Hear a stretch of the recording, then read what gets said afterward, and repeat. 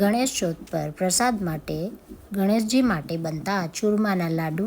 આજે આપણે ચૂરમાના લાડુની recipe perfect માપ સાથે ઘી, ગોળ તથા લોટનું પરફેક્ટ માપ આજે આપણે આ રેસીપીમાં જોઈશું. તો તેના પહેલાં હેલો ફ્રેન્ડ્સ, હું છું માનસી. સ્વાગત છે તમારું મારા કિચનમાં.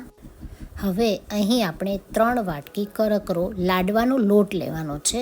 3 વાટકી આ રીતે આપણે ચાળી લઈશું. અહીં હું તમને આ રેસીપીમાં પરફેક્ટ લોટનું માપ, મોણનું માપ, પાણીનું માપ, ગોળનું માપ તથા ઘીનું માપ જણાવીશ. તો વિડીયોને સ્કીપ કર્યા વગર જરૂરથી જોજો.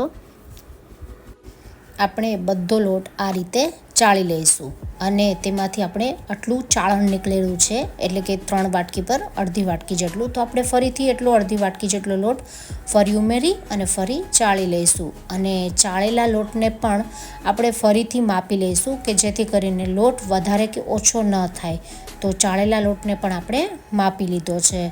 તો ફરીથી આપણે 3 વાટકી જેટલો માપથી આપણે લોટ લઈ લેવાનો છે. તો અહીંયા મેં પરફેક્ટ, તમે વિડીયોમાં જોઈ શકો છો એ રીતે 3 વાટકી પરફેક્ટ માપથી મેં લોટ લીધેલો છે. અહીં મેં આ કરકરા લોટને દળાવતા સમયે જ ઘઉંની સાથે ચણાની દાળ ઉમેરેલી છે, એટલે કે 3 વાટકી ઘઉં તો 1 વાટકી ચણાની દાળ ઉમેરેલી છે. હવે આપણે અહીં 3 વાટકી પર 1 મોટી ચમચી રવો, મેં અહીંયા રવો લીધો છે, ઝીણો રવો જે આવે છે તે 1 મોટી ચમચી રવો લીધો છે. અડધી વાટકી જેટલું તેલ લીધું છે. તમે આ રીતે તેલનું મોણ આપશો થોડું થોડું કરીને, એટલે ખબર પડશે, મુઠ્ઠીમાં સમાય એ રીતે લોટ થાય તેટલું મોણ આપણે જોઈશે. તો મારે અહીં અડધી વાટકી જેટલું તેલ જોયું છે. 3 વાટકી પર અડધી વાટકી તેલનું મોણ મેં નાખેલું છે. તો આ રીતે ધીરે ધીરે કરતાં લોટની અંદર તેલનું મોયણ આપવું. આ વિડીયોમાં હું તમને સ્ટેપ બાય સ્ટેપ લોટ અને મોયણ કેવી રીતે આપવું લોટમાં તે બધું જ સ્ટેપ બાય સ્ટેપ શીખવાડી રહી છું. તો વિડીયોને સ્કીપ કર્યા વગર જરૂરથી જોજો, જેથી કરીને તમારા લાડુ પણ મારા લાડુ જેટલા જ પરફેક્ટ બને. અહીંયા મારે પરફેક્ટ અડધી વાટકી જેટલું મારે તેલ જોયેલું છે. તો આ રીતે મેં બધા જ લોટમાં પરફેક્ટ રીતે મોયણ આપી દીધેલું છે. અને આ રીતે તમારી મુઠ્ઠીમાં સમાય, બંધ થાય મુઠ્ઠીની અંદર લોટ, એ રીતનો લોટ થાય ત્યાં સુધીનું આપણે લોટની અંદર મોણ નાખી અને સારી રીતે મિક્સ કરવાનું છે. તો તમે જોઈ શકો છો વિડીયોમાં આ રીતે મેં મિક્સ કરી લીધેલું છે. હવે પરફેક્ટ તમે વિડીયોમાં જોઈ શકો છો, મુઠ્ઠીમાં લોટ પેક થાય એ રીતનો લોટ આપણે મોયણવાળો હોવો જોઈએ. હવે મેં અહીં 1 વાટકી જેટલું પાણી ઉમેરેલું છે. પાણી રૂમ ટેમ્પરેચર પરનું જ છે. અને ધીરે ધીરે કરતાં થોડું થોડું પાણી ઉમેરતા જવું અને લોટ બાંધતા જવું.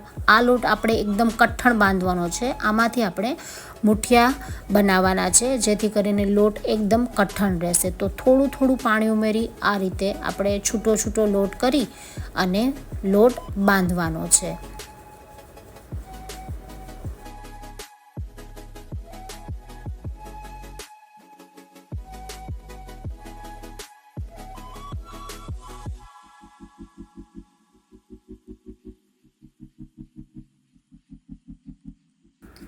હવે તમે જોઈ શકો છો આ રીતે લોટ ભેગો થાય છે, પણ મતલબ એકદમ કઠણ લોટ ભેગો થઈ ગયો છે. પણ આપણે લોટને એકસાથે રોટલીના લોટની જેમ પેક નથી કરી દેવાનો, આ રીતે છૂટો જ રાખવાનો છે.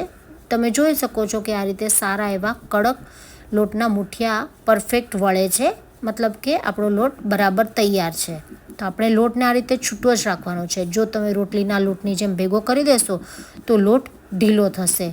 એના કરતાં આ રીતે છૂટો રાખી અને એકવાર ચેક કરી લેવું કે તમારો લોટ પરફેક્ટ કઠણ છે કે કેમ. હવે તમે જોઈ શકો છો મેં બધા મુઠિયા એકસાથે વાળી અને તૈયાર કરી લીધા છે.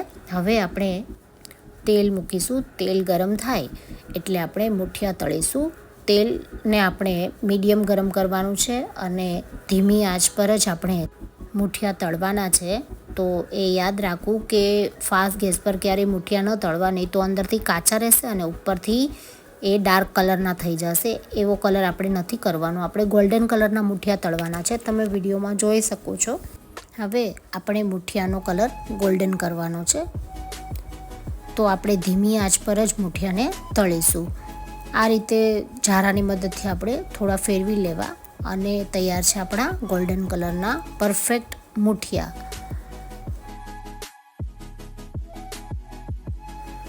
હવે આપણે બધા મુઠિયાને એકસાથે તળી લઈશું અને સાઈડ પર મૂકી દઈશું. મુઠિયાને ઠંડા થવા દઈશું. ઠંડા થાય પછી આ રીતે હાથની મદદથી તોડી લઈશું, કારણ કે આપણે આ મુઠિયા જે તોડી અને આ મુઠિયાને આપણે મિક્સર જારમાં પીસવાના છે, તો પહેલાં એને ઠંડા થવા દેવા જરૂરી છે. તો આ રીતે મેં તોડી લીધા છે બધા મુઠિયાને. પછી ધીરે ધીરે થોડા કરી અને આ રીતનું કરકરું આપણે દળી લેવાનું છે. દળાઈ જાય પછી આ જે મિક્સચર છે તેને પણ ફરીથી ચાળવાનું છે, જેથી કરીને આપણે જે મોટી લમ્સ રહી ગયા હોય તે બહાર નીકળી જાય. તમે જોઈ શકો છો વિડીયોમાં કે આ રીતનું બહાર નીકળી જશે. હવે તૈયાર છે આપણું ચાળેલું લોટ. હવે આના અંદર આપણે ડ્રાયફ્રૂટ એડ કરીશું. અહીંયા મેં કિસમિસ, તમને ગમતું હોય તે ડ્રાયફ્રૂટ તમે એડ કરી શકો છો, પણ જનરલી લાડવાની અંદર કાજુ, બદામ અને દ્રાક્ષનો જ ઉપયોગ થાય છે. અહીંયા મેં સમારેલી બદામ, ઝીણા કાજુ ટુકડા તથા કિસમિસનો ઉપયોગ કરેલો છે. આ બધી જ વસ્તુને સારી રીતે મિક્સ કરી લેવી. ત્યારબાદ આપણે એલચી પાવડર ઉમેરીશું. એલચી પાવડર અહીં મેં એક નાની ચમચી જેટલો ઉમેરેલો છે. તમને જે સુગંધ અથવા સ્વાદ પ્રમાણે તમને ગમતો હોય તેટલો તમે નાખી શકો છો, પણ જનરલી એક નાની ચમચી જેટલો નાખો તો ચાલે. અહીંયા મેં 3 ચમચી ખાંડ ઉમેરેલી છે. જો તમને ખાંડ ન ગમતી હોય તો આ ખાંડ ટોટલી ઓપ્શનલ છે. તમે આ ખાંડને અવોઇડ કરી શકો છો, પણ ખાંડ નાખવાથી સારા લાગે છે. તો મેં અહીંયા 3 ચમચી ખાંડ ઉમેરેલી છે. 3 વાટકી લોટ અને 3 ચમચી ખાંડ. અહીંયા 1 વાટકી ઘી લીધેલું છે મેં એક કડાઈમાં. ઘીને ગરમ કરવાનું છે. બહુ ગરમ નથી કરવાનું, પણ ઘી પીગળે તેટલું ગરમ કરવાનું. તેના અંદર 1 વાટકી ગોળ એડ કરવાનો છે. આ મેજરમેન્ટ તમે યાદ રાખજો કે 1 વાટકી ઘી તો તેની સામે 1 વાટકી ગોળ. આ રીતની પાઈ કરવાની છે, ગોળ પીગળે તેટલી.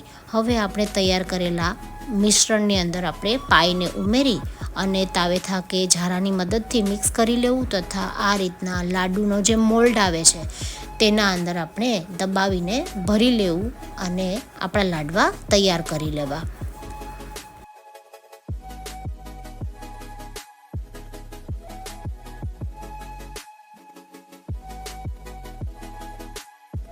તો તૈયાર છે આપણા ગણેશ ચતુર્થી સ્પેશિયલ લાડુ.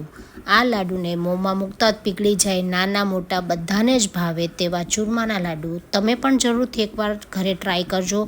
આ પરફેક્ટ માપથી તમે જો બનાવશો તો તમારે પણ મારા જેવા દેખાવે અને સ્વાદમાં ખૂબ જ સારા એવા ટેસ્ટી ચૂરમાના લાડુ તમે પણ ઘરે બનાવી શકશો. તો ચાલો ફરી મળીએ એક નવા વિડીયો સાથે. Thank you for watching.